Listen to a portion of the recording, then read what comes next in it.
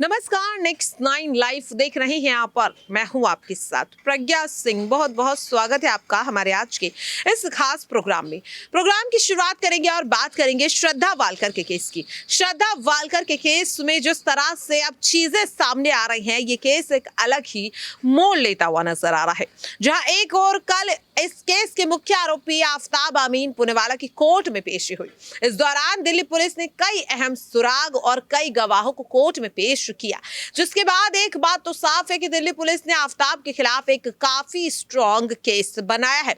लेकिन फिर भी आखिरकार क्यों श्रद्धा के पिता को यह डर सता रहा है कि उनकी बेटी का मुजरिम गुनहगार बच निकलेगा? यही तो वजह है कि कल जहां एक और कोर्ट में आफताब की पेशी हुई, तो वहीं दूसरी ओर श्रद्धा के पिता को प्रेस कॉन्फ्रेंस करनी पड़ी। जी हां, आपको बता दें कि इस केस के 28वें दिन श्रद्धा के पिता ने प्रेस कॉन्फ्रेंस की और इस प्रेस कॉन्फ्रेंस में एक बेटी का दर्द साफ तौर पे देखने को मिला। उन्होंने अपनी बेटी के लिए इंसाफ की मांग की। उन्होंने कहा कि आफताब जिसने उनकी बेटी के 35 टुकड़े किए, वो उसके लिए कड़ी से कड़ी सजा की मांग करते हैं कि अगर आफताब ने इस तरीके की चीजें की है तो उसे एक ऐसी सजा मिले जिसके बाद कोई दूसरी श्रद्धा ना बन पाए। यहाँ पर श्रद्धा के पिता ने और भी कई बड़े मुद्दों पर सवाल खड़े किए, जहां उन्होंने dating apps, live in relationship और लगातार एडल्ट्स की मनमानी को लेकर के कई सवाल खड़े किए। श्रद्धा के पिता का कहना है कि अक्सर देखा जाता है जब बच्चे बालिग हो जाते हैं तो वो माता पिता की किसी भी बात को नहीं सुनते। जब माता पिता रोकने की कोशिश करते हैं तो बच्चे ये कहकर उन्हें खामोश कर देते हैं कि अब हम बालिग हैं, 18 साल से ज्यादा के हो चुके हैं और अपनी जिंदगी से जुड़ा हर फैसला लेने का हमें हक है। यही शब्द श्रद्धा अपने पिता से बोलकर उनका घर छोड़कर आफताब के साथ दिल्ली आ गई। और आखिरकार क्या कुछ हुआ श्रद्धा के साथ, वो हम सभी ने देखा।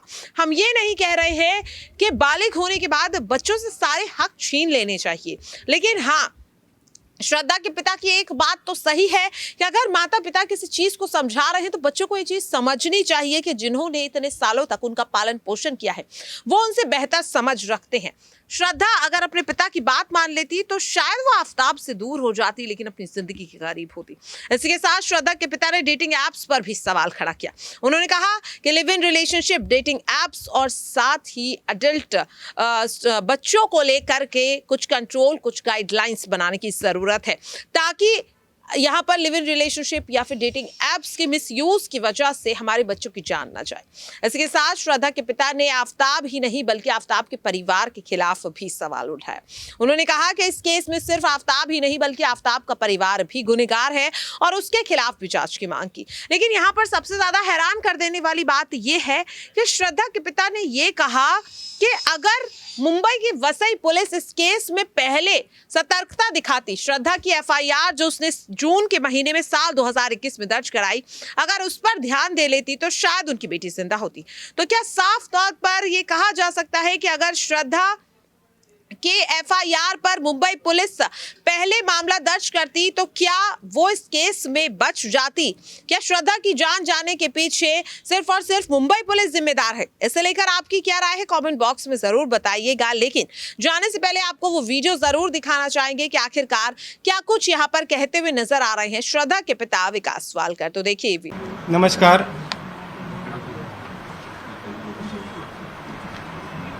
आप सभी का धन्यवाद करता हूँ। मैं विकास वालकर, मेरी बेटी श्रद्धा वालकर, इसकी दुर्दैवी मृत्यु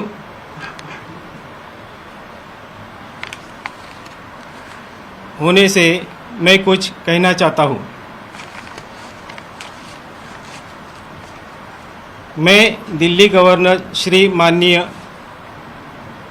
बैजल जी व साउथ दिल्ली डीसीपी,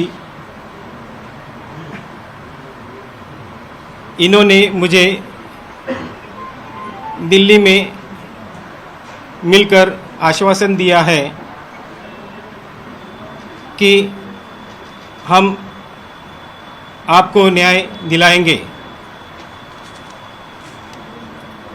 वैसे ही अभी आने से पहले मैं श्री देवेंद्र जी फडणवीस, इनसे भी मिल के आया हूँ। उन्होंने भी मुझे आश्वासन दिया है कि आपको न्याय दिलाऊंगा।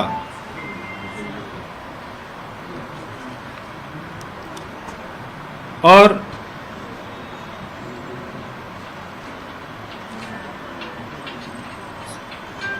श्री किरीट सोमैया जी, इन्होंने मेरे घर पर आकर मुझे मिलकर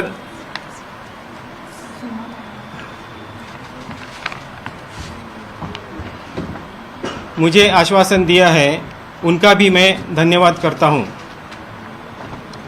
खास करके उन्होंने मुझे दिल्ली जाने के लिए बहुत कुछ मदद की है। खास करके फ़्लाइट की आने जाने की सुविधा, वैसे ही रहने की खाने पीने की सुविधा और उनकी खुद की गाड़ी देकर मुझे जो सहकार्य किया है उसके लिए मैं उनका धन्यवाद करता हूं।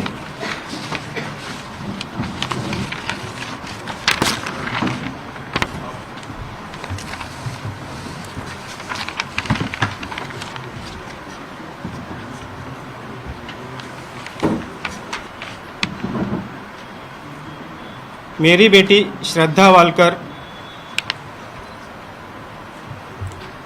उसकी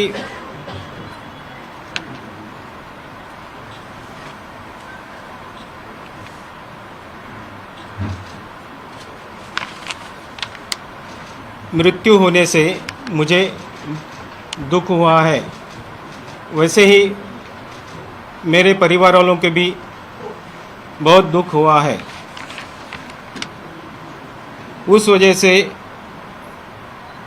मेरी सेहत भी खराब हो चुकी थी, इसलिए मैं आपके सामने आ नहीं पाया। उसके लिए मैं माफ़ी चाहता हूँ।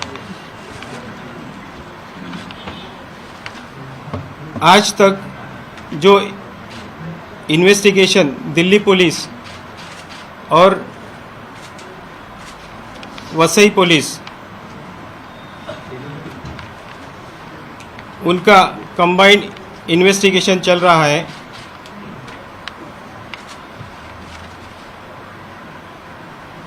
वो सही तरीके से चल रहा है। फिर भी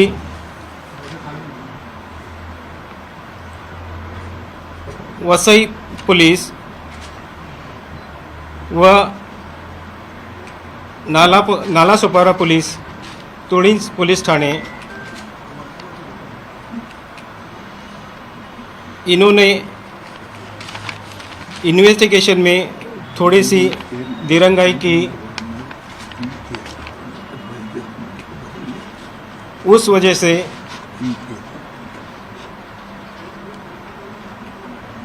मुझे जो तकलीफ़ हुई उसका मुझे अफसोस लग रहा है। उस वजह से मेरी बेटी शायद आज जिंदा होती थी, या कुछ प्रूफ मिलने में मुझे ज़्यादा मदद मिलती थी।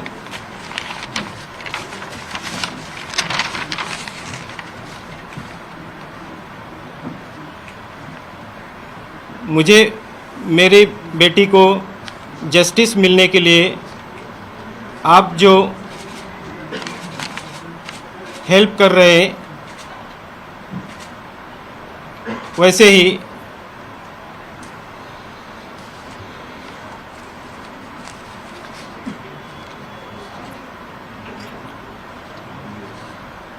ही मिलता रहेगा, ऐसी मैं अपेक्षा करता हूँ। आफ्ताब पूनावाला ने मेरी बेटी का जिस तरह से मर्डर किया है, उस वजह से उसको, जैसे मेरे बेटी का कत्ल हुआ है वैसे ही उसको भी शिक्षा होने की मैं अपेक्षा करता हूँ। उसी तरह उसके घर वाले, उसके माँ बाप या उसके भाई, उन सब की जांच होनी चाहिए। उस तरह इस मामले में जो भी कोई शामिल हो उसकी भी जांच होनी चाहिए। धन्यवाद।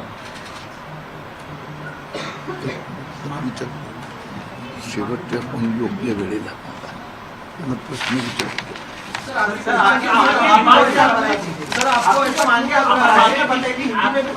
सवाल आपने हिंदी में भी आप बता पाए, ऐप को लेके आपने कुछ सवाल पूछे, एज बैरियर को लेके कुछ आपने सवाल पूछे।